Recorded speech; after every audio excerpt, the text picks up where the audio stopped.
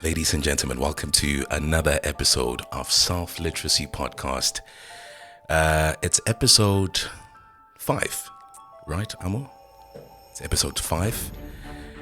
And my guest for today is somebody I met, I think about, 6 months, 7 months ago? Yeah, it was like before October, before August. Yeah. Before August. I don't know. But if I tell you the story, you would Yeah. think, yo, dude, you're such a weirdo. Because I met him outside, I think, a Woolies. Yeah. And I went to him and I spoke to him. And our paths crossed. And ever since then, we've been talking. That being said, ladies and gentlemen, Tato Rambedi, where's that thing? Where's that thing?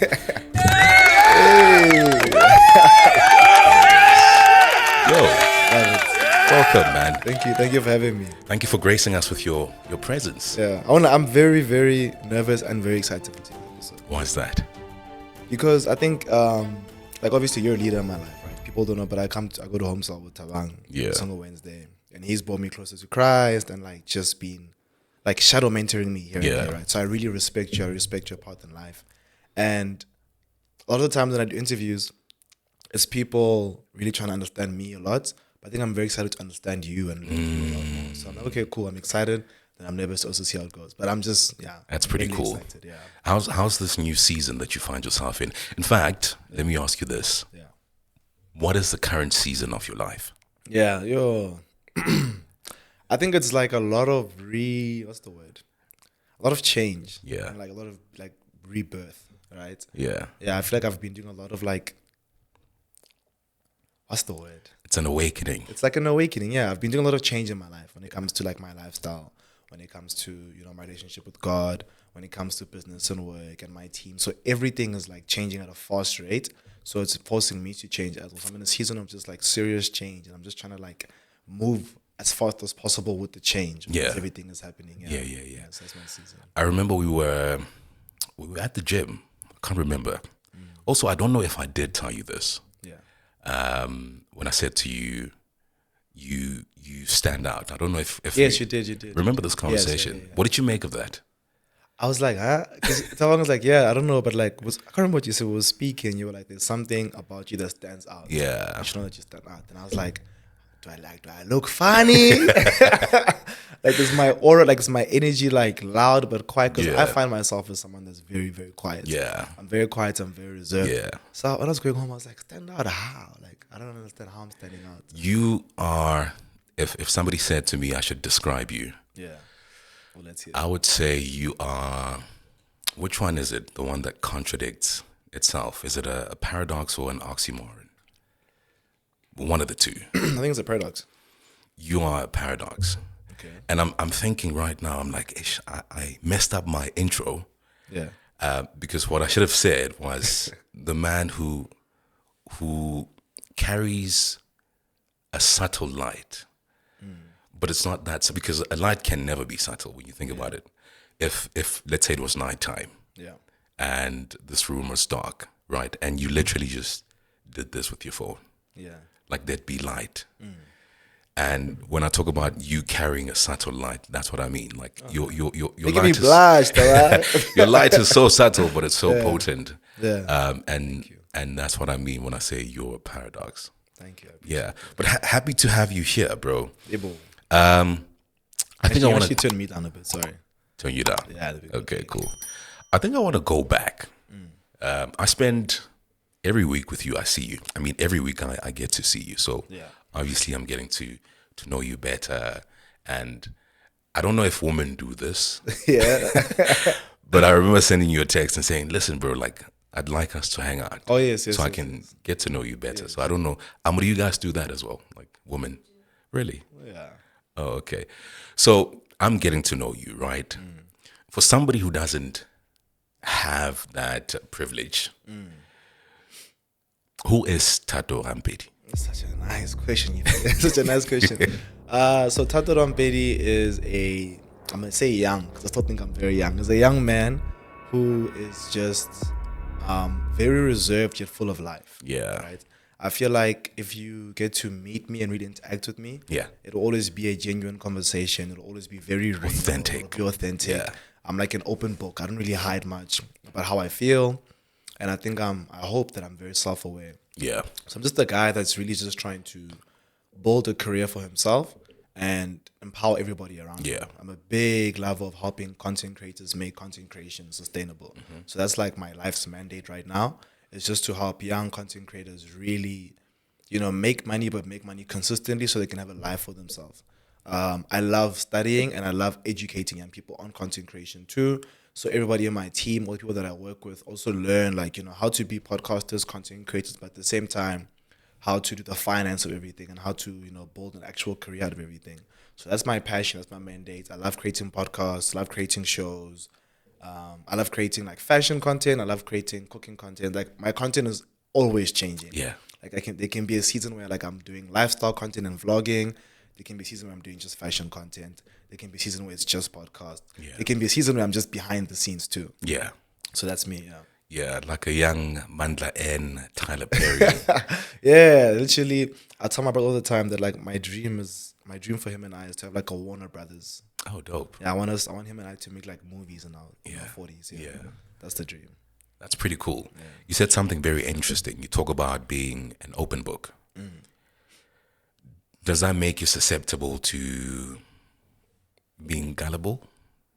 No, not at all, actually. So I think because I've had so many interactions with people and I've been burned so many times and I've been disappointed so many times, like I feel like I'm very aware of people's intentions and how they receive what I'm saying. So I can see when something is going through like someone's like head off, like going past their head. I can see when someone's receiving something. When someone speaks to me about something, I can also like see, okay, cool. I can see the deeper meaning of what they're saying. I see. But I won't show them I understand the deeper meaning in that moment. Yeah. So in that moment, I'll just respond, keep the conversation going. But if I feel like you're talking nonsense or you're trying to manipulate me, probably go home and be like, I was Tabang trying to manipulate me, Yeah. And do you have that conversation with Tabang? To say, if he's manipulating me? No, I don't really give people that many chances. Yeah, so, no. I literally have 4 active friends. So with me, with friendship, I view friends as like you've got your long-lasting friends, who you've maybe known in high school or university, and you speak to them here and there. And then you have friends that you've lost, but then you're still cool. Yeah. And then you've got active friends that you regularly see, friends that you regularly want to hang out with. So like when it comes to like active friends, I only really have like 4 or 5 active friends who I know on a weekend or a week I have to see them.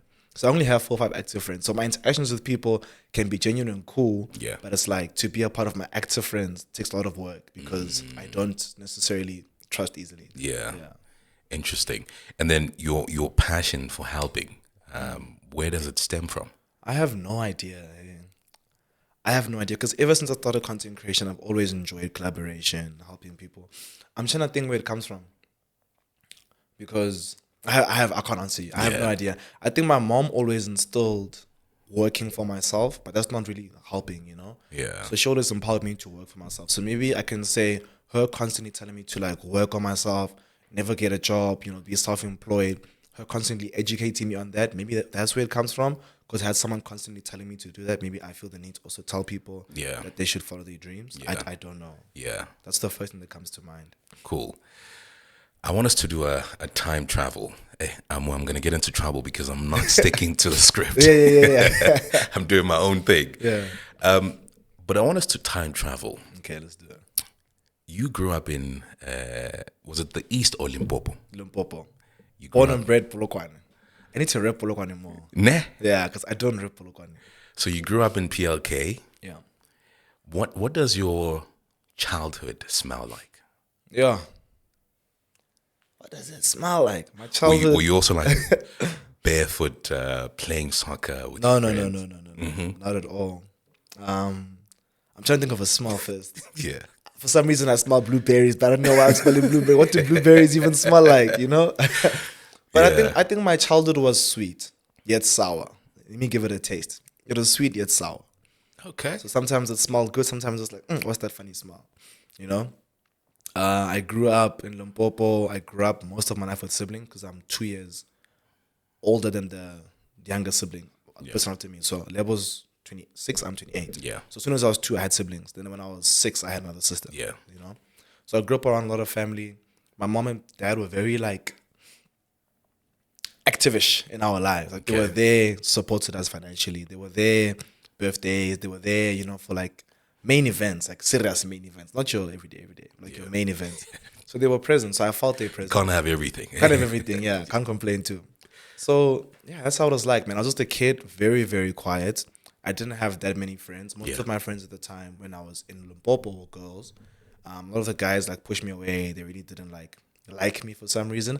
Maybe I was just bad vibes at the time. I don't know. Oh, you were taking all the girls. Maybe but I was just friends with them. I was just friends with them though. So yeah, very, very quiet guy. I've always been a big guy. Yeah. I was way bigger growing up.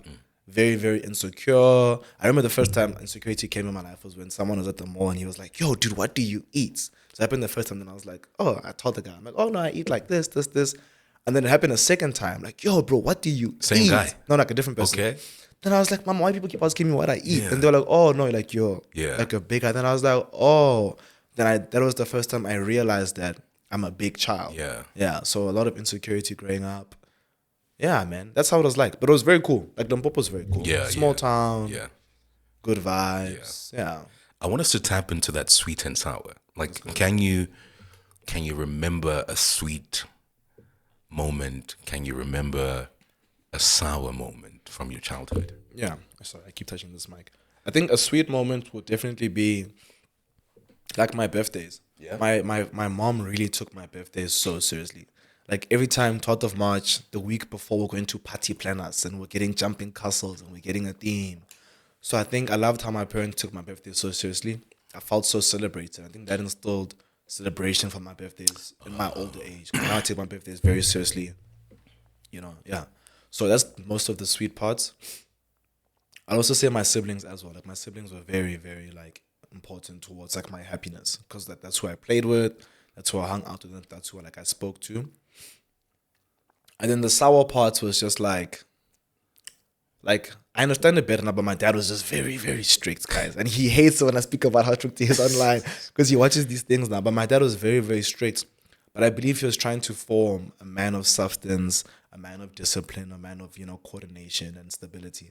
So in that, I was very like confused and I didn't really like him most of my life.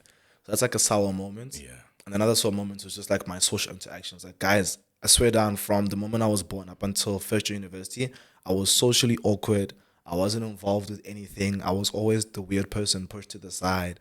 And yeah, it was just very awkward. And it gets worse as we go into like high school. If we're going to time travel there, it's just the West. Yeah. Yeah.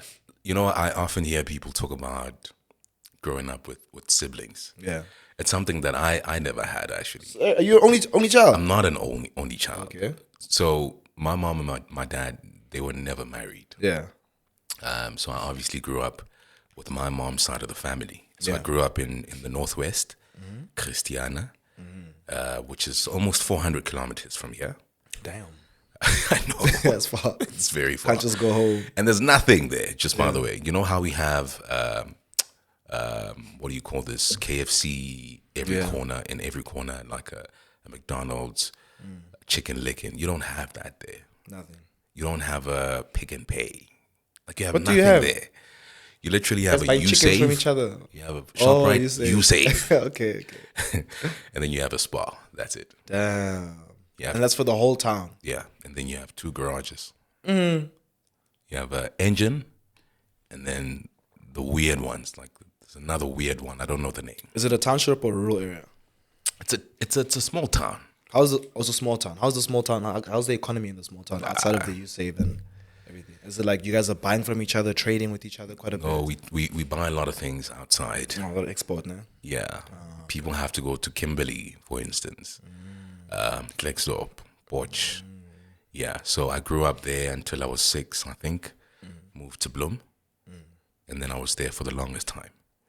So the gap between, from my mom's side, that is, between me and the middle child, my younger brother, is about 15, 16 years. Oh, yeah, no. You were basically only child. I was alone for the longest time. Yeah. You know, So when people talk about like how they grew up with siblings, I'm like, I wonder how it was. Yeah. Like, I wish everyone could experience it because my brother right now is my best friend. So I really wish everyone knew the purity of having a sibling as your best friend. Like having a friend that you're close with is beautiful. Yeah. And nice, but a sibling is like you're bounded by blood and like parents and like cousins and family events and the same home and another sibling. Like it's very, very beautiful. It's so complex and it's so layered. And it's like you guys just subconsciously get each other. At the same time, you subconsciously just don't get each other. Yeah, 100%. But in the same breath, then you have my siblings from my dad's side of the family. Okay. Right? And only at a later stage do we start forming a relationship. So when you talk about having your sibling as like a best friend or a friend, I get it. Like the relationship between me and my younger brother, Mandla, you know, we used to travel a lot. Cape Town. We used to do a lot of stuff. I vividly remember in a mall, I think it was in Cape Town, Canal Walk, or something. It's a beautiful mall. There's this white man, you know, I'm sorry, I'm reformed now. And he was trying to mess with my younger brother. And dude, I was ready, like, you know. Go for him. Yeah. I got into a fight this one time in Cape Town many, many years ago. I can't see you fighting. I know. I don't know what you're talking about. I got into a fight. Like you're throwing hands, like you're... Bro, I was that guy. That's what I love about God. You know, what he touches never remains the same. I got into a fight with some Pakistan guys. 6 of them, 7 of them. The reason I got into that fight is because we were out, my siblings and I saw my younger brother, my younger sister as well, and then her friends. And then there's a guy who started touching one of my sister's friends inappropriately. Okay. So I just went to the guy. Yeah. And I said, listen, don't do that. Yeah, that can't happen. Right. He took offense. He left. So they all left. Yeah. And then I think there was 2 of them actually. So they left. Literally an hour later, they come back. And there's about 5, 6, 7 guys. Or they got back up. Yeah. So they call me, so I go there. I'm like, yo, what's happening? And the guy's talking too much. Yeah. As he's talking. He's shying with what? And you know how a slap is. You know, rather punch me than slap me. Oh, he slapped you first? No, I slapped him. You slapped him, yeah. So after slapping him, the bouncer was like close by. So I slapped the guy, and then the bouncer sees that. So he comes with a fist towards me. The bouncer or the guy? The bouncer. Yeah. He was like, why are you fighting? Yeah. Right? So I managed to dodge the fist, but he gets me on my ear. Yeah. And then I run downstairs because I'm like, yo, shubile manje. So I run downstairs, we get to the lobby, and then they say, listen, if you guys want to fight, go outside. Yeah. That's Long Street, by the way. So we get outside. Okay. And then it becomes a fight. So it's me with like one guy, I'm beating this guy up. The second guy comes and it's like, yo, now it's 2-on-1. And then they just piled up. My younger brother eventually came. Yeah. And then, we managed to get a cab. Yeah. And just run away. Yeah, because what I noticed is the guys, I think they were on drugs. Oh, okay. And the one guy kept on saying, you're gonna die tonight. You're gonna die tonight. And I was like, these scare tactics. So my dad never knew about this until my wedding. And it's my younger brother who told the story. I was like, dude, come on. We were supposed to die with that. So I can relate in that regard, with having a sibling as your friend. But I think that only happened once we grew older. You know what I mean? So yeah, that's pretty beautiful. I wanted to ask you about you starting YouTube. Okay. 2017. Is it 2017? 2017, yeah. That was internet. I started on the 1st of May, 2017. It's been 8 years. Not 2014. No. That's on my YouTube channel. That's on my Google account was created. 2014, I was in matric. Okay. Yeah. So 2017. Yeah. And you say you remember the date. 1st of May. Because it's my mom's birthday. Yeah. 2017. So that's when I posted my first video. That's what, 8 years? 8 years. I was very confused. What's happening, Amo? It's 8 years. Yeah, why? You thought it was 2014? Yeah. Oh, no. Everyone thinks 2014. Yeah. There was even a point where I changed my bio on my YouTube description and I said, started in 2017. Because it says the start date based off of the day you create your Google account or the day you create your first YouTube video. Yeah. So I think in matric, there was a project where I had to upload a YouTube video, I think. Yeah. Yeah. 2017, right? you just had a phone and a story. What motivates you to press that record button? Yeah. I think so. I was gonna say, for me, like, there was no pressure at the time, guys. 2017, there was no crazy people. There was no ZX Online. There was no Tawang. There was no Tatos. It was literally like yourself and the American people that you saw. Yeah. So for me, quick story. I was going to I was on a family trip with my whole family, and my sister was vlogging. So she's like vlogging. And I'm like, "What are you doing?" She's like, "No, I'm recording. Yeah. I'm doing a compilation of videos, and I'm telling a story for my future audience." I'm like, "What audience?" And I kind of make fun of her. Like, "What do you mean you're vlogging? Who are you speaking to? That's weird."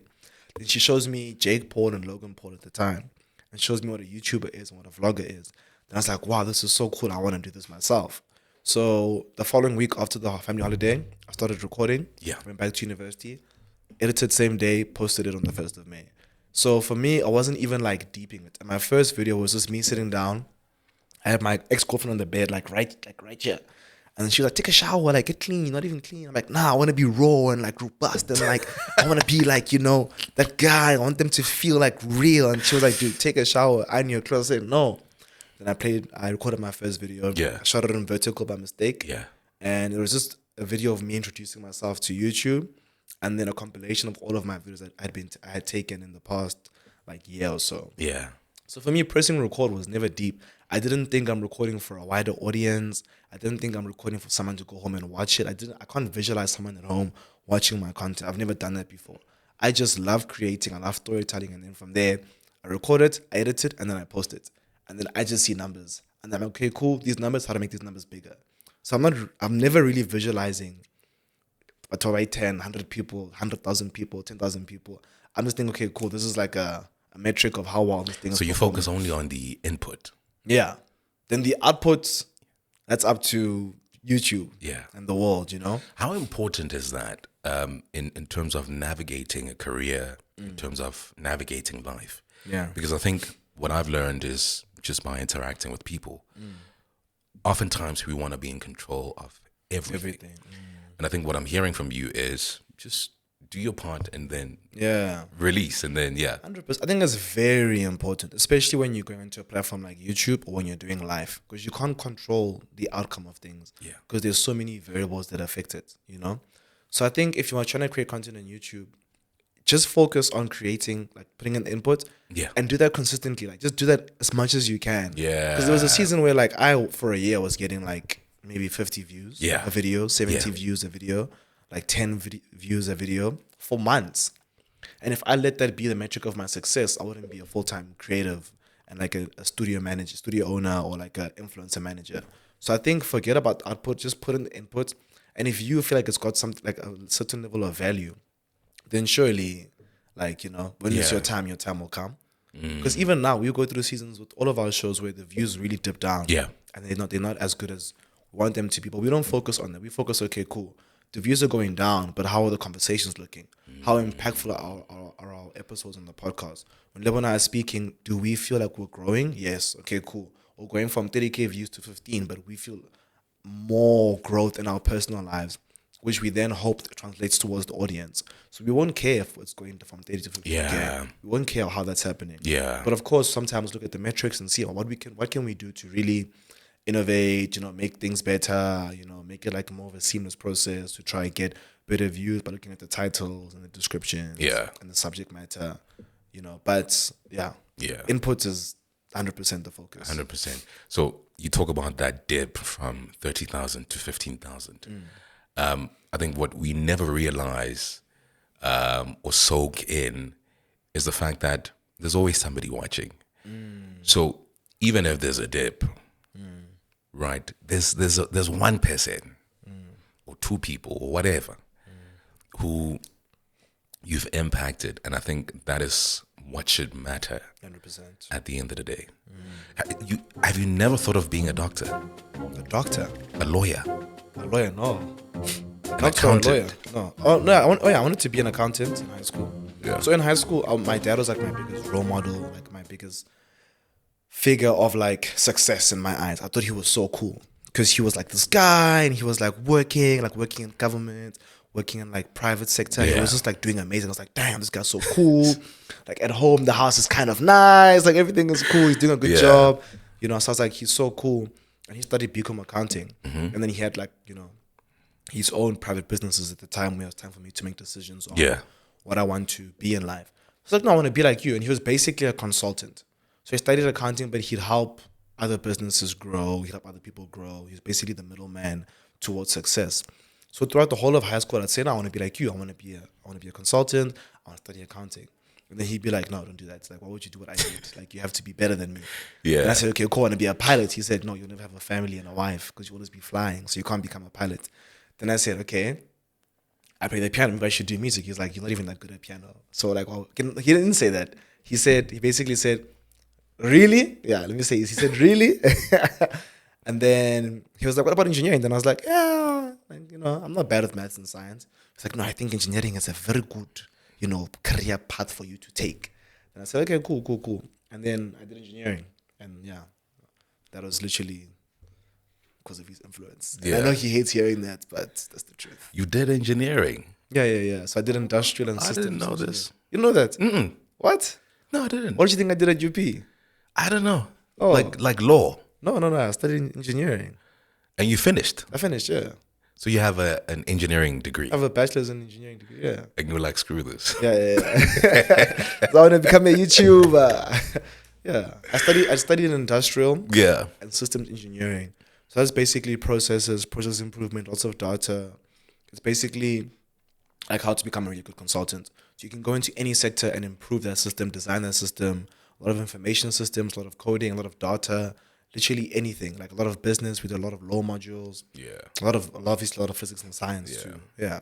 Just listening to you, right? I'm thinking to myself, you are employing the degree or applying it. Yeah, every day. In content creation. Yeah. Every day. I made it into a business. And then I'm not doing a great job, but I'm trying to make it better. Really? Yeah. I don't think I'm doing a great job. What do you mean you're not doing a great job? Like, I think from the outside world, it looks like really good. Okay, cool, Shane, open a studio. You know, he's got these podcasts. But I feel like my effectiveness as a leader could really improve. Like, the amount of energy I put into a day should be significantly higher. Okay. Yeah, I think when it's time to record, when it's time to plan, when it's time to distribute, I'm alive.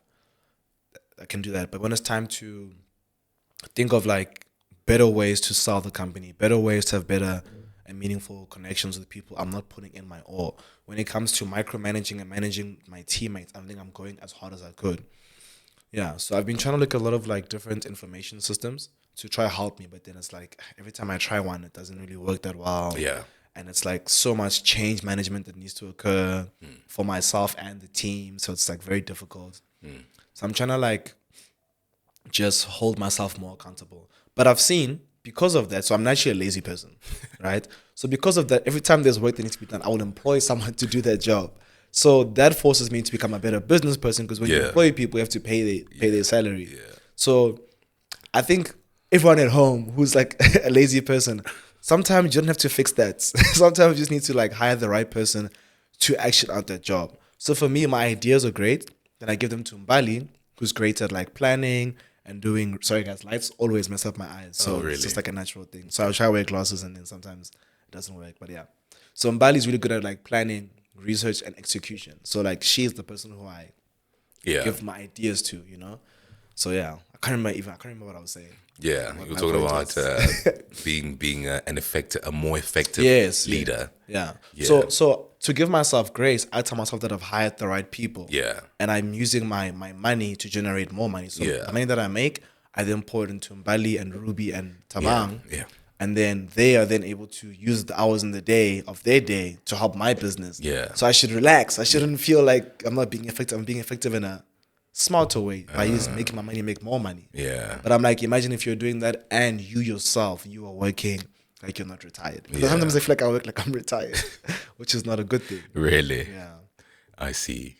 So for me, it's like the inverse. For me, oftentimes, like for instance, Amo will tell you, we were looking for a quote for something. Yeah. When was it? Last week. Are we fine? Are we fine there? Oh, okay. we were looking for a quote for integration. I think office integration of some sort. Yeah. What is that? Sorry. So, for instance, for her to have my calendar. Oh yes, like yes. a Microsoft. Yeah, it's like like an information system. Yeah. And then it's two of us, right? So these guys, they come up with a ridiculous quote. Yeah. And I'm just listening to Amo telling me about this quote. I'm like, you know what, it's okay. Yeah. So then it's the weekend, and then I do a lot of research, right? There's so many online. Yeah. So Sunday, I'd figured something out. I'd set something up for us. Yeah. That by Monday we started operating on that. And so we have a seamless system right now that we've put in place, and I didn't have to pay. What is it? Monday.com? Which one is it? No, it's Microsoft. It's Teams. Microsoft Teams. Yeah. Oh, okay, yeah. cool. We have a community there. You might show me. Yeah, I'll definitely show you. So we put everything there, everything that needs to be done. Yeah. It's like a post in the community. We do check-ins there. Everything is done there. Yeah. Yeah. That's where I struggle the most. Is it? Yeah. Yeah. And then you were saying something interesting about paying somebody to do the job, right? Yeah. So even with that, I agree with it. But I think sometimes you have to be very careful in that regard, because then you give somebody like a tender and then they don't come through as they should. So when you look at Apple, right? The Apple iPhone, which is this one. Apple does not manufacture its phone. I don't know if you know that. It's a company in Taiwan, right? Samsung, I think, does the screen or the motherboard. So what I'm basically talking about is your value chain. So you have different players, right? And I think when it comes to business, that's how you should deal with things. You don't have to always do everything. 100%. You know, I can come and say, listen, I need a phone, or I need this thing. I want to build this thing. So this is my IP, right? And I come to you, I'm like, okay, I need the pads from you. You know, okay, I need this.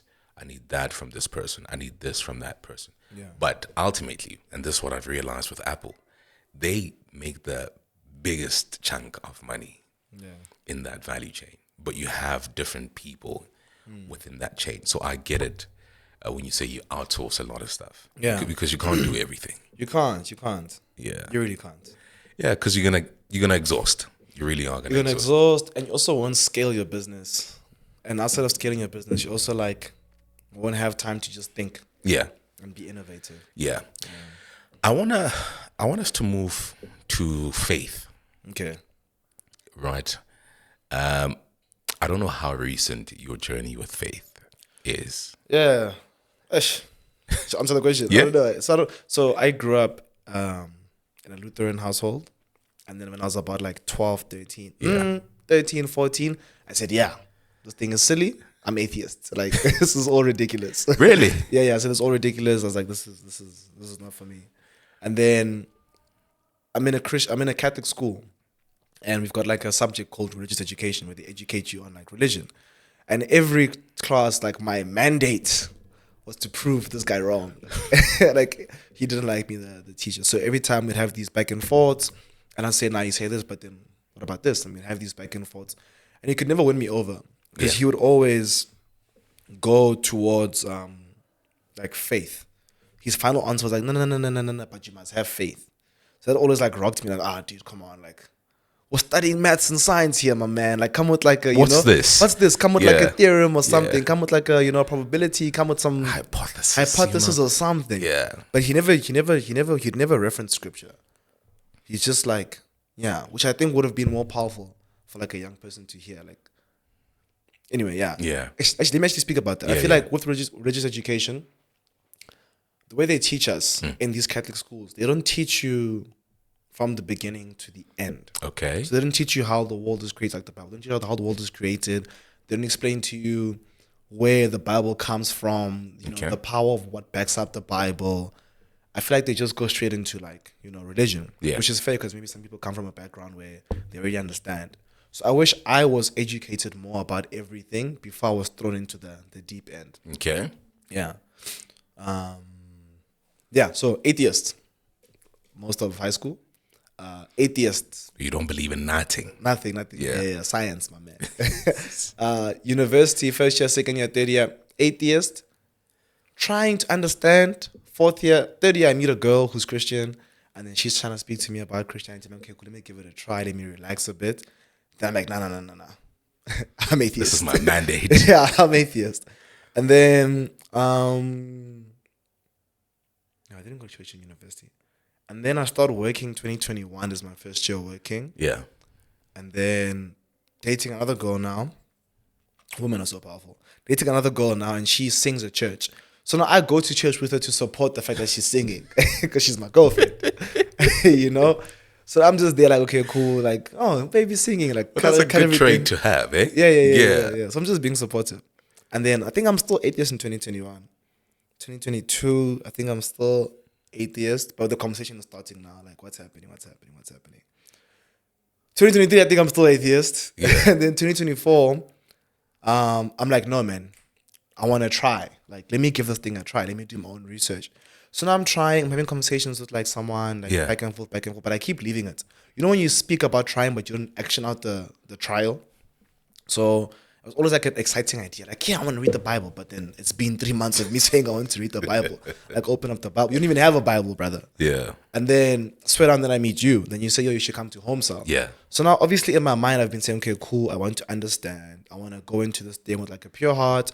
I want to really try and work on this thing. And I've been speaking to people about it. Then you say you should come to home sound. I'm like, okay, cool, yeah. Maybe that's what I need to really understand.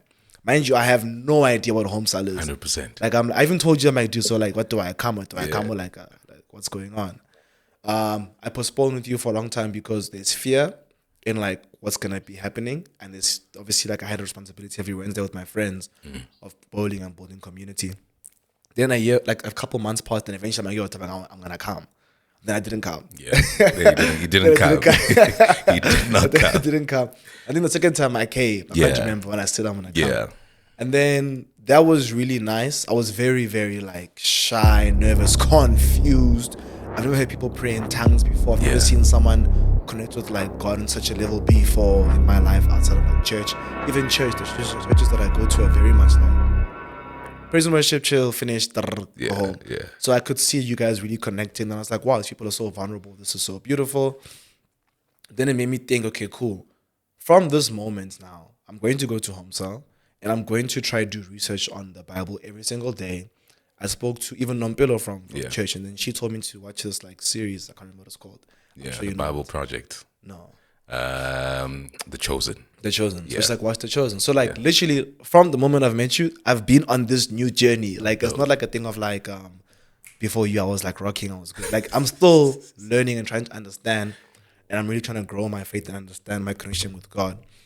Which is why whenever there's questions, I'll be like, yo, Tabang, like last week people were speaking about Jesus being God. Like, what do you think? Yeah. So even in those conversations, the people that I ask, I try to ask people that I can see have a genuine connection and understanding of scripture too. Yeah. So like, for example, there's people that you've met that it's the person I brought to Sal, she also understands scripture quite well. So I'll never pose questions to people that don't really understand scripture. What's going on? Yeah. So I've just been learning. And now we're here. Yeah. I think I've been to Sal, I don't know how many weeks. Yeah, no, you've been around, dude. It's been a few weeks, a few months, I don't know. You've been around. So now I read the Bible every day. Yeah. I started at the beginning and I was like, I think I need to skip a few pages. And then from there I was like, okay, cool, maybe I should hop into some sermons. And I've been watching like sermons, a lot of YouTube. Man. And I'm really just I've been trying to understand. Yeah. Yeah. And how's that made a difference in your life? It's insane. So much peace. Every time I speak about God with people, I'm like, guys, the peace is insane. Like you have so much peace because you can literally trust everything that you know needs to happen with God. Like I feel like when you are a hyper independent person, you just rely on yourself. So if you don't action out something, you feel like something is missing. Yeah. You feel not enough. You don't feel complete. So when you understand God and the relationship that God wants to have with you and how the Bible works and how Christianity is, it gives you so much peace because you understand what's happening. Yeah. So I've got a lot of peace and like so much community also. Yeah. Like so much meaningful, purposeful community, which has a high impact on my week and my day and my energy and my interactions and my view on life. And I'm just a better person also, guys. True. I used to be a hating ass brother. Now I'm just a better bro. I'm sorry, you guys have tissue. Yeah. You guys have some tissue. I'm sorry. Where is it? It's somewhere there. Oh, there it is, yeah. That's pretty cool. That's quite interesting. I had a question that I wanted to ask you. Thank you. Yeah. Kind of what did I want to ask you? Can I blow my nose with you? Yeah. Turn my mic. Kind of what did I want to ask you? Yeah, why am I forgetting this question? I'll try and remember it.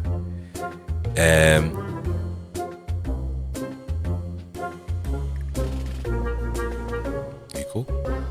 Okay. Thanks for the break. Cool. Oh yes, I just remembered the question. I wanted to ask you, how do you navigate your recent found faith in an industry like the entertainment industry? Because oftentimes you come across, people who are not necessarily like-minded. Yeah. But I think the industry itself, it can be Unholy. appeasing. Appeasing. What does appeasing mean? Exactly that. Unholy. Yeah. Yeah. It's tricky, bro.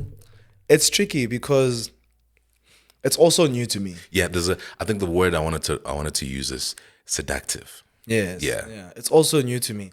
I think I've been seeing like my walk with Christ pull me out of so many situations and so many activities that we used to do. Yeah. And so many conversations and so many ways of thinking. So I think for me, it's slowly pulling me away from the industry, but still letting me input into the industry, I'm not at the level yet where I am speaking like one-on-one to people about God and trying to help them understand God and the power of God. But I do like the fact that my brother and I speak about it on the podcast. Yeah. There was an episode that didn't go live where I literally spoke about my home style experience. Really? Because we shoot like 4 weeks ahead. So it was so outdated in the other segments that we didn't post. But it simmers and comes out in other episodes. Yeah. But I feel like because we speak about God on our podcast, that's my way of bringing into the industry, like, the power of God.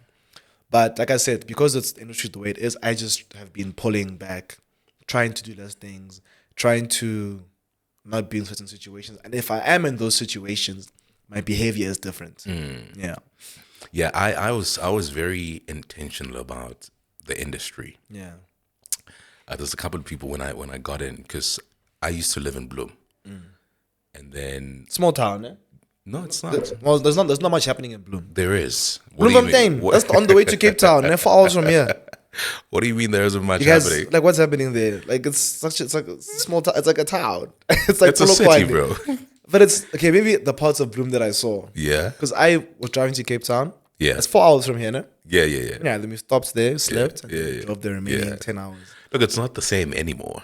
But I mean, Bloem used to host Makufe, all these things. Yeah. I think the politicians really messed up that city. Yeah. But it was a proper city. So I left Bloem 2019, came here. And obviously trying to penetrate the industry, because when I was in Bloem, I was on radio. So I was on air. So I wanted to do the same when I got this side. It was quite difficult. But then I was like, okay, let me start building relationships. Nice. Right? People in the industry. But then I was like, this is Johannesburg. So you start hanging out with these people, going to events, and you're like, What's happening here? Yeah. Some bro, I remember was insisting that, dude, it's late, like, stay over. And I was like, why do you want me to stay over? Yeah. I'm not comfortable with that. I'm going home. So there's been a lot of moments where I'm just like, this industry, Yeah. this is the path that I want to take. And I feel like, should I give in or give a lot of attention to this industry, then I might just like do stuff that I don't want to do. Yeah. So I was very intentional to say, it's going to be work for me. Yeah. I'll have relationships with certain people, but that would be for business. Nice. Yeah. Outside of that, No. So what are some? Because I'm sure there's people at home that are confused. What the hell was speaking about? yeah. You must answer this. What are some things that are like you're referring to in the industry that are like so bad? I mean, sleeping around. Like what environments are you referring to? Sleeping around. Yeah. Substances. I've never done substances. So Environments, clubs. yeah, look, again, as a Christian, and I'm not promoting this, remember drinking is is not a sin. Yeah. It's you getting drunk that's a problem, because then you lose yourself. Getting drunk is a sin. Yes. Yo, yeah. You're killing me. You're killing me. Okay. The Bible says be drunk in the spirit. Must be drunk in the spirit. Yeah. Amen. And that's why you find that somebody said something very profound. I'm just trying to, I'll remember that. But I was saying, drinking is not an issue. In fact, get married, drink with your wife. I think, yeah. Have some wine, man. That's better. Drinking is not a problem. But I think if you get drunk, you start like to act out of character. 100%. And also I think when you drink and you, let's say you're around people who are like small in their faith. Yeah. Say for instance, you and I are hanging out and then we're drinking together, right? I'm leading you in home cell. And I'm adding to the building of your faith. So such a picture is not it. So those are some of the things that shouldn't be happening. Getting drunk, like I said, then you act out of character. So in terms of answering your questions, what are some of these things in the industry? I would say substances. I'd say 100%. A lot of sleeping around. And you find that it's sexual immorality. So in a sense, you have men sleeping with men, you have married men, who would go for young boys, because people have people are perverted. And lust, what it does, lust takes, love gives, so there's a lot of lustful stuff happening in this industry. And I said to myself, I want to separate myself From those things, no? from that. And that's something that I've been intentional about. Which is good. Yeah. Which is good because those things aren't nice things. They don't lead to any good decisions. They just finish money and time. Yeah, but they also finish you, because then you wake up very empty the next day. Yeah. I don't forget, like, I won't talk too much about the story, but my friends and I did something so crazy and wild and so fun. In the moment when we were like drunk, it was like, wow, this is a good time. Then the morning comes and you wake up depressed because it's like, why did I do that? Why did I do that? That wasn't me. Yeah. I wasn't of sane mind. Alcohol also is naturally a depressant. So if you have too much of it, you wake up feeling a bit sad. So I was like, yo, okay, cool. I don't want that feeling again. Like, I need to chill with these actions when I'm lit. Yeah. If I get lit, I need to Yeah. I need to bump on myself and be cool. Yeah. Yeah. But you see, that's what happens when we're drunk. It's like It's hard to pamper yourself. You just act out of character, and it's like there's a superpower that comes onto you. Just lose logic, man. All wisdom disappears, gone, like so fast. It's bad. Yeah. Relationships. So you've talked openly about dating. I've been in so many public relationships, guys. Really, bro? Tell me about them. So I was in two public relationships. Yeah. Yeah, one was public. That's what actually made my career, I think. Okay. My first public relationship, well, not the first one, but the second one. I've been in three, but the one everybody knows. I think that really solidified my career because I would post couple content, and yeah, I'd be known for being this lover boyfriend, this lover guy. Yeah. Always, adoring his girlfriend, doing experiences with his girlfriend, things that I loved doing. So I would showcase me and my ex-girlfriends, like interactions.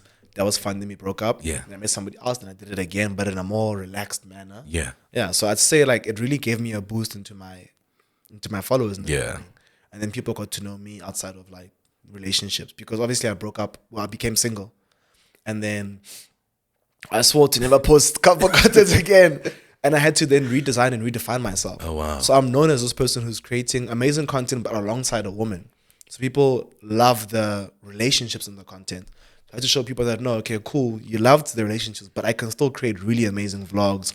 I can still have meaningful conversations. I can still create really amazing fashion content, cooking content, lifestyle content. So please stay. So I did a big push in 2023 or 4 to show people that, like, yo, guys, I'm still that guy, like, even without, relationships. Yeah. Yeah. My wife is the only girl I've posted. Sir, nice. the only girl that's met my friends, I wish. my family. I wish. That's it. That's so beautiful. Though. Yeah. You should be proud of that. Yeah. I remember having a conversation with my aunt a couple of years ago, and we concluded that chat by saying, listen, when you are sure, only when you are sure, bring a girl home, because now we don't want to have a back and forth. Yes. We don't want you to introduce a girl and then you guys break up. Yeah. And we've built a relationship with that girl. Yes. And then you introduce another one. Yes. And then it's a thing. You know what I mean? It's like, I was with my cousins yesterday because we were at a funeral yesterday. My great uncle passed away. Rest in peace. And my cousins were like, dude, like, you brought this girl to like your grand's place, then she disappeared. Then you brought another girl to your grand's place, then she disappeared. Yeah. What's happening with you? Then You're a lover like, boy. I'm a lover boy. Yeah. I was like, nah, guys, it's not that like they're disappearing. It's just that like life happens. Yeah. And when I'm in that zone, I'm in so much love, and I'm in like, I believe that this is a forever thing, Yeah. So unfortunately, I was doing those things, which are not good, guys. Let your family meet your fiance, guys. Let's leave it at that. Well, condolences, brother, to you and the family. Thank you. That said, looking for Mjolo. Yeah. That was your thing, right? Yeah. There was another one, Moti. What was it? So Moti was the couple content that started my career. Not started, that boomed my career. Yeah. And then Looking for Mjolo was a speed dating show we did 4 seasons. Yeah. And then Are You Tubed In was a reality show that we did 1 season. Would you do Looking for Mjolo Christian version? Oh, how does that look like? I don't know. I could. I want to bring back the show. I'd do it with you, just by the way. But is that something that you would? Yeah, that market, the Christian market. Yeah. How does that look? I'm trying to see the differences. It's the same thing. It's the same thing, but it's like there's a criteria. Like, you love God at least, love Jesus. Love Jesus, yeah. That could be cool. So the sad thing about that show is that I did 3 seasons using influencers. And then the audience is like, no, we want real people. We want inclusivity. We want you to bring everybody. So I do a real season 4, partnered up with Lovers Plus. No? Yeah. And then I used real people. I try to like literally let everybody apply and try match and make real connections. And people didn't watch. Really? People really enjoy watching when it's like someone that they know, or someone's like, an influencer or a celebrity. Yeah. People like people's things. So, but now, here's the thing. Here's the catch. Because these Christians that are popular. So I was about to say, let's rock. That there's a lot of influencers who are now like opening up to Jesus, and their spiritual journey and all of that. Yeah. And I think that could be sort of like the gap that we tapping into. Yeah, let's rock it. Let's do it. I think that'll be dope. Yeah. I'm gonna please make a note. We're making this happen. Send me a meeting invite. So with all of that, right? Moti. Looking for Mjolo, your public relationships, your 2 other public relationships. Yeah. Right? What has being in the public eye taught you about love and connection? It's taught me that love and connection is very sacred, guys. Love, relationships, family, any sort of interaction between you and a person should be for the people involved within that relationship. I think social media has confused us, and we feel the need to post our partners, post our celebrations, post our achievements, which is okay. But that shouldn't be the end and beyond, and that shouldn't be the hyper focus. Because when you do that, you're allowing the outside world to have an opinion on how Tabang and his wife dress, how they look together, an opinion on how Tabang treats his girlfriend, an opinion on how Tabang looks at his wife. Hey, baby, I don't have a girlfriend. I changed it by wife, but at that time I said wife. I changed it by wife. Dude, don't get me into trouble. I don't have a girlfriend, babe. How Tabang treats his wife, My wife. My one and only. One and only wife. So, yeah, man, it takes away how sacred it is and how beautiful it is. Yeah. I, unfortunately, when I was young, didn't understand that. So in that, from experience, when I posted my public relationships, people would be happy when you guys are happy. Oh, yes, wow, he loves us so much. They're so nice. They're so beautiful. They're so fun. They're such nice people. And then one rumor can come out, and that can ruin who you are now. Sure. And now that rumor now shapes how people view you. Yeah. And it shapes how people understand you and how you treat your girlfriend. Yeah. So you go from Tato the lover boy, you're so nice, to Tato's a cruel young man manipulating woman. You understand? Yeah. So it's like, yeah, it's really, really, really dangerous. Would you ever go or have a public relationship again? I think people would know who I'm dating, but there's no couple content or whatever. It's like, oh, okay, this girl, she's always posting Tato's tattoo. This is obviously his girlfriend. You know what I'm saying? And Tato's always with this girl. He's seeing somebody. So that was what I think, could happen. But me saying, guys, meet my girlfriend. This is the love of my life. No. It's only for selected people. No, it's for the past. Is it? It is. It's for the past. Because that thing really takes away a lot. Yeah. Yeah. And has your definition of what a healthy relationship is changed? And if so, what is your now definition? Yeah, for me, I think when I was younger, a healthy relationship was happiness. Like, how happy do you guys look? And how happy are you guys? And how much fun are you guys having around each other? And I feel like that's so surface level and so fake. I feel like for me, happiness now is based off of a couple of pillars. I'm going to try and name some of them, but it's like your ability to be uncomfortable with each other, conflict resolution, like how does it look when we're going through conflict, understanding, consideration, your ability to change. That's what, happiness in a relationship is for me now. So I think it's definitely changed. And I think it's unfortunate that I grew up dating publicly and I had to learn growing up publicly. So people have a perception of how I am based off of the 21-year-old Tato who was dating, who was in his first relationship, who didn't know how these things work, So because it's public and it's happy, people assume that it's nice and it's good. And this 21-year-old knows what he's doing, but he didn't. But this 28-year-old still can say, I don't know, but I've learned so much and I'm still learning. Do you get what I'm saying? Which is why I always put the warning, guys, be careful of what you post at a young age because you're still developing your mind, your brain, your frontal lobe. But yeah, happiness for me is those 5 pillars. Like conflict resolution is the biggest one. Yeah. I think it's so important. Like, yes, we can be happy, we can have time of our lives, but then when we're dealt with problems and when we're dealt with disagreements or something that's not nice, like how does that look like? Yeah. Like, how do you behave?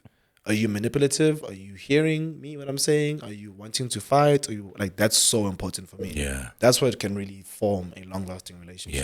Yeah. I remember having a conversation, I can't remember with who, and I said to them that we spend a lot of time looking for the one. We ask questions like, could they be the one? Yes. Are they the one? Right? But we never spend time asking if we are the one someone else is looking for. Yo! Am I the one? Am I the one? Yes, that one. That's such a real question. Yeah. Very important question. Is that something you ever think about? Yeah. I've thought about it before. Yeah. Definitely. I think it happened to me. I was speaking to my mom last year. Yeah. Speaking to about relationships. My parents are ready for me to be married. They want it. It's time. It's time. Even Tavang seems like he's also ready. So my mom was talking to me. She's like, yeah, I can hear what you want to go, but what about you? Like, when are you ready to be a husband? Are you ready to sacrifice? You want someone that can sacrifice, that can adapt to your life. Can you adapt to somebody's life? Sure. And I was there like, I've never thought about that. Like, in my mind, I'm a good guy. Yeah. I can listen and I'm attentive, but can I sacrifice? Yeah. Because it's easy to say you can sacrifice. Yeah. But can you sacrifice? Yeah. Can you put your dreams, can you reduce your dreams and your ambitions to help your partner's dreams and ambitions grow? Yeah. Yeah. Serious questions. Easy answers are yes, but it's like easy actions or no, Yeah. So I have looked into myself a lot and I'm like, yeah. So on paper, yes. On paper, yes. But in practice, it's different. It's different. It's difficult. Yeah. Yeah. It's difficult. And relationships, I mean, we were talking about why roses have thorns in Home Cell this week, right? And I think we don't actually talk about the thorns in the many things, that we do, because beautiful things also have thorns. Yeah. Think about a rose. A rose is beautiful. It's a symbol of love. It's a symbol of whatever, beauty. You know what I mean? But it has thorns. And I think that's the one thing that we don't talk about. So I can tell you that relationships, when you're dating and you're in a relationship, it's different from when you are married. Because when you are married, you guys are one. And it's no longer Tato alone, but it's Tato and. How is that like? Like, because I hear you like speak so much about like, yeah, as a married man now, it's like this. Yeah. Then I'm always like, how was it like when you guys were dating? Like, I remember you told the story about like the tickling of the feet. Yeah. I think you spoke about it on Instagram, ne? Yeah. So Tavang basically, I'll tell you guys a story. Tavang is basically telling us that his wife requested to tickle his feet, and he was surprised at the request. So I was there like, what was happening when you guys were dating? Was there no tickle feeting? We were doing all these things, but I think it's like, why would you out of nowhere say, "Babe, can I tickle your feet?" Like, it was, for me, it was such a strange request. You know what I mean? And eventually, I did say, "Whatever, do whatever you want to do. Tickle me, baby." Yeah. So when you listen to like the people around us, the people in our community, when they speak about my wife and I, the one thing they always say, "You and your wife are friends," which is what we are. We are very playful, etc. I think from I speak from a responsibility point of view. When I say it's now changed, it's different. Yeah. Because remember, we were dating, we were living separately, right? You guys were very strict, eh? That was very beautiful. Yes, pure. So we had been on a journey of celibacy or abstinence for 20 months. Yes. That's so strong. Like, I remember when I first heard that, I was like, whoa, this bro's serious. This is someone that I can let lead me in, like, in my spirituality. So it was quite interesting. It was quite interesting. So yeah, we were living separately, right? So no sleepovers. I mean, look, if I sleep over, it's on the couch. Yeah. Or in the other bedroom. Another bedroom, yeah. That's it. Wow. You know. And it was worth it. It was. Beautiful. It was worth it, because then it teaches you to stick around, like irrespective, because then it trickles into other areas of your life, because you will come across those thorns. Yeah. Now doesn't mean you're gonna now up and leave. Yeah, and you can't lean back on that connection that you're not meant to be doing before marriage also. 100%. Yeah, it's actually very beautiful. And attraction does not sustain a relationship. Yeah. We don't talk about that. So, on that, sorry for debating, if an attraction does not sustain a relationship, how do you know who to choose to persevere with? Character. Okay. Character. So think these are some of the questions I'm gonna put out there. How do they treat the people who can't do anything for them? How do they handle correction? Who are they when no one is watching? How do they respond to pressure and adversity? How do they fulfill commitments? How do they use their power and influence? Are they kind? Right? Do they speak about others when they are not around? How do they handle money? How do they pursue God? I think this is the most important. How do they pursue God when no one is watching? So you have to do a deep dive into somebody's character. How'd you have that answer so quickly? Damn. Like, you like, yeah, characters, like, damn. It's character, dude. Yeah. It's and that makes so much sense. It's character, because character does not change. It doesn't. It's like I talk about the 3 H's. Talk about the heart. These are things that we constantly need to be developing. Yeah. The 3 H's. So it's the head, the heart, and the hand. So the hand is about having an open hand, giving, helping people, 100%. Right? The heart is about values. It's about character. And then the head is about constantly educating yourself, bettering yourself, etc. So these are some of the things that I look at as well. I'm like, okay, kindness being at the forefront. And I think all of this has to do with character. So you choose based on character, because like I said, attraction is not... It's not forever. It's not forever. We're gonna be old and somehow anyway. Or we're gonna be old in this actually. But what happens when she one day says, maybe you were attracted to her boobs, and then like a couple of months later, or a year, 2 years later, she's like, "Babe, I'm going for a boob reduction." Yeah, 100%. I was like, you're going for a what? 100%. No, I agree. My wife has seen me in like every state. Yeah. And she stuck around. I remember this one time. I can't remember. I bumped into something, then I cracked my tooth. Yeah. I had a gap. And she was like, "Babe, can I see?" Yeah. I was like, "No, babe," because I was like self-conscious. Yeah. Like, "Can I see?" I'm like, "No," and then I showed her. And I mean, we laughed about it, but it was that. It was literally just that. Yeah. You know, so this is somebody who's seen me in every single season and stuck around. Yeah. And those are the people that you keep. Yeah. That's the person you want to keep, bro. Yeah. You don't look for chemistry. You look for character. Because chemistry, you can grow it. Chemistry is, you can find the formula for chemistry. Yeah, because also character will always outlast chemistry. True. You know, so you don't want to date somebody because, hey, they're hot or they are a baddie. True. Yeah. I agree with you. Yeah. I had my own answer, but it's agrees with me. very similar. I agree with you. What was your answer? Yeah, I was gonna say the inside of a person, Yeah. which is basically character. Yeah. Because even with me, I tell my friends that we shouldn't date based off of how somebody looks. Yeah. Because, yeah, man, that's not forever. Yeah. And when we're 40, 50 and our wives have changed, we're gonna go for someone that looked like your wife when she was 20. Yeah. Now we're dating younger when we're 40. Yeah. So I agree. Character, how a person, most of the things you said, I agree with. Yeah.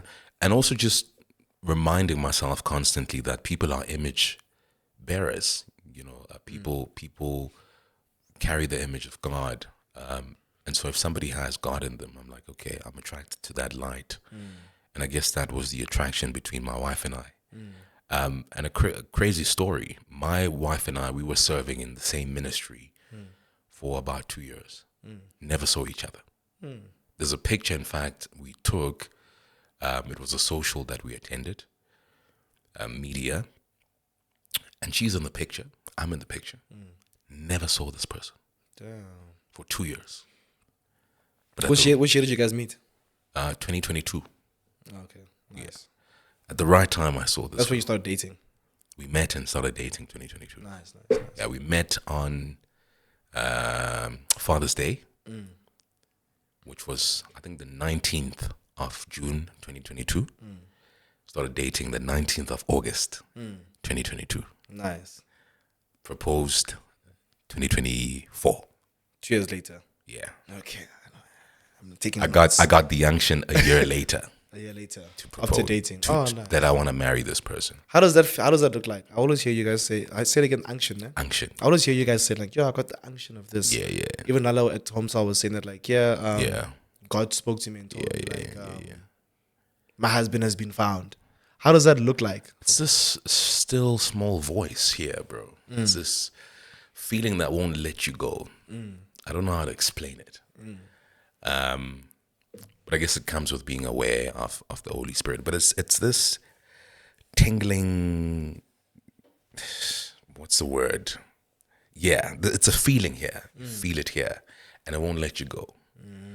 And I remember that week I had that feeling every single day. And then I think it was the Thursday or the Friday, I was in Alex with this one guy, and the feeling came. And I remember picking up my phone and I called my dad and I said, listen, I need to come see you after church and I want to talk to you about something. So I went the Sunday after church and I told him, I want to marry this girl. And he was happy. But I told him two things. So I told him the first one being, I want to marry my wife. And the second one being that my wife and I are in abstinence. And so he was like, yeah, no, this marriage thing, it's good. It's a good thing. I like it. But this abstinence thing, it's nonsense. You must be sure. No, stop this thing. And I just looked at him. I'm like, so you guys were within abstinence before even speaking about marriage? Yeah. Wow, that's beautiful. Yes, sir. Yeah, so character, man. No, I agree. And I'm going to watch this again. I'm going to make a note of those 7 things you said about the character. Yeah. Yeah. I look forward to your love journey. Yeah, me too, sir. Me too. I think we're going to leave it at that. Dude, I want us to close. Can you believe we've been talking for an hour and 10 minutes? Serious. I feel like it's been 20, 30 minutes. Yeah, it's the craziest thing. So from filming on your phone, to hosting a successful podcast, how do you define growth today versus when you started? That's a question. I think I define growth today by steps continuously taken. Yeah. So it's like, how much effort are you putting in towards your today? Like Lebo and I always say, Lebo be my brother. We always say, we always hyper focus on like, the success. Where is it? Is it tangible? Is it here? When will it come? And we don't focus on the getting today done. So for me, growth is being able to get today done and getting the steps that are needed to be done today done, and hyper focusing on those steps. Because if you log in for a month and hyper focus on your steps that need to be done every single day, when it comes to seeing like, that month pass, you're like, damn, I've actually like uploaded 4 videos. I've sent through 18 push documents. How many emails have I done? I've empowered my team like this. I've grown like this. Wow. And that's just all because you're hyper focusing on the day. Yeah. Yeah. I have this picture in my head right now. A couple of weeks ago, my wife and I, we were watching The House of David. So check it out when you have time. It's on Prime. So you know the story of David and Goliath, right? You also know it. So you have King Saul. You have David's brothers. You have the army, the entire army, trembling at the feet of one man, which is Goliath, giant. And I remember the interaction between David and one of his brothers. David is adamant that I'm going to fight this giant. And so before he fights him, the interaction between him and the brother is so the brother says to him, David, why aren't you afraid? And David says, I am scared. But then he continues to go and fight this giant, and he defeats it. And I guess setting that scene for you, my question then becomes, what's the one thing that scares you, but you've made the decision in your head, in your heart, that you know what, every single day I am going to pursue this thing, this giant? Yeah. One thing that scares me, I think it's like building and scaling a business. I don't know. I make everything about business, guys. I'm sorry. But I think it's building and scaling a business. Because it's like, dude, you have a degree. Go and work. Why are you taking on these risks that can ruin you? So I think that's my giant every day. Like, yo, dude, you keep saying, okay, cool, let me hire. Let me do this thing. Let me try this thing. Let me build on the show. You keep adding so many expenses every single month. And this can all make you like fail. This is super high risk, yet you keep doing it. And it's like, you're crazy. Yeah. But it's like, no, I have to be crazy to want to do it. Because if I'm not crazy about doing it, it won't happen. Yeah. And if I don't do it, I'm going to live in regret of not doing it. Yeah. Damn. I think I can relate from a business point of view. I remember when I just moved into this place, moving the furniture. I was alone that day, I remember. I just moved in a couple, or no, it was still empty. But I had just bought something, I can't remember. I spent a lot of money. And I remember sitting in this room crying, like tears. Because I think reality had sunk in that, yo, this is happening. Yeah. And I was crying to God to say, Lord, this has to work. Yeah. Because it's like, yo, you've put me here, my man. Man. You put me here, my man. Like, and remember what I said in home cell on Wednesday. I said, excuse me. Obedience is, or rather, we don't grasp the idea that God wants us to obey today, and he only explains later. Yeah. That's faith in a nutshell. You know, obeying God today and not having any expectation of any explanation. Yeah. You know, so from a business point of view, I can relate. And then in terms of what scares me, I think it's my relationship with myself. I almost said that. Oh, yeah? I almost said that. I thought that's the first thing that came to mind. Yeah. And then I was like, nah, let's keep it business. Let me speak about business. But that's the first thing that came to mind. Like, Oh, yeah? I am my own giant that I am like, dude.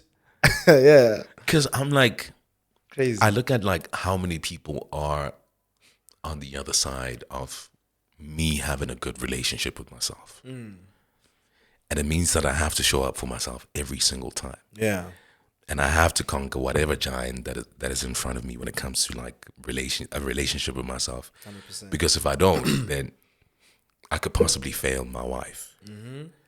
You know, I could fail my siblings. I could fail my parents as their child. Even us. I could fail you guys. Because you're leading us. You like, You know what I mean? Yeah. Like I could fail my community. I could fail Amo. Yeah. You know, I could fail so many people, and it's like, yo. And so now you can't like just, you know, fold your arms and it's just vibes, you know, like you have to chase this giant and defeat it. Yeah. Yeah.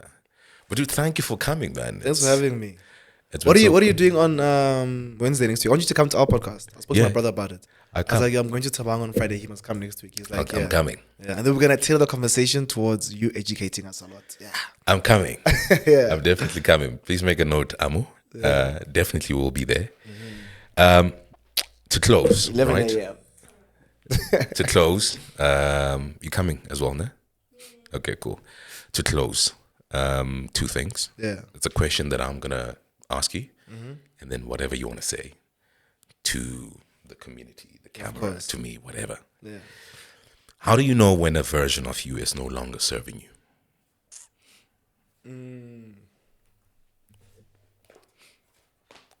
I want to say when you start experiencing, what's the word? I had it on the radio today. When you start experiencing imposter syndrome and doubts in self, I feel like whenever like we have evolved and grown, Yeah.